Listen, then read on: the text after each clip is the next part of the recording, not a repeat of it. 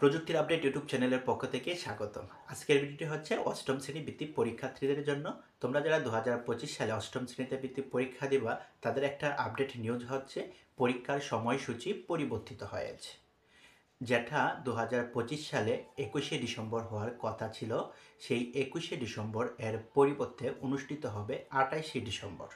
28 December, 29 December, 30 December এবং 31 December, ওই 4 দিনের মধ্যে আপনাদের বৃত্তি পরীক্ষাটা অনুষ্ঠিত হবে।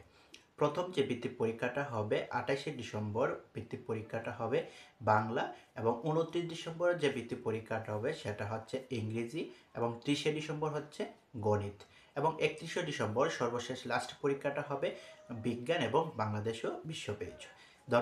ধন্যবাদ ভিউয়ার্স ভিডিওটা দেখার জন্য। আর পরবর্তীতে অষ্টম শ্রেণীর যে কোনো আপডেট পেতে চ্যানেলটা সাবস্ক্রাইব করে রাখবেন আর ভিডিওটার জন্য একটা কমেন্ট করবেন।